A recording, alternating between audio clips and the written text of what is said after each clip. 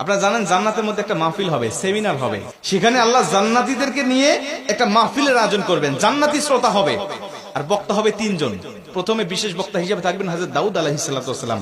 দাউদ আলাইহিস সালামের কুরআন নাজিল হয় নাই, দাউদ নবী কোনোদিন কুরআন পড়েও নাই। তারপরে আল্লাহ সেদিন তাকে ইলম দিবেন, তিনি দাউদ নবী সূরা তোহা থেকে তেলাওয়াত করবেন। তাফসীরে এসেছে দাউদ নবী যখন কুরআন থেকে তেলাওয়াত করবেন তার একটা গলা থেকে, একটা কণ্ঠ থেকে 80 রকম সুর বের হতে থাকবে।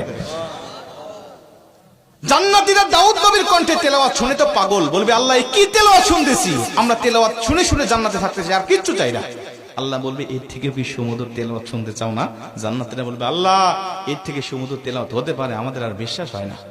আল্লাহ বলবে কেন বিশ্বাস হয় না?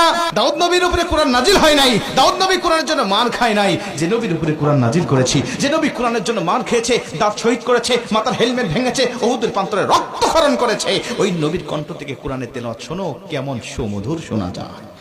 আমার নবী যখন সূরা ইয়াসিন থেকে তেলাওয়াত করবেন জান্নাতীরা তো পাগল হয়ে যাবে, বলবে আল্লাহ কোনো হুর চাই না, কোনো গিলমান চাই না, কোনো নাজ নিয়ামত, কোনো শরাব, কোনো ঝর্ণা, কোনো কিচ্ছু চাই না। আল্লাহ শুধু নবীর কণ্ঠে তেলাওয়াত শুনে জান্নাতে হাজার হাজার বছর আমরা কাটিয়ে দিতে চাই। আল্লাহ বলবে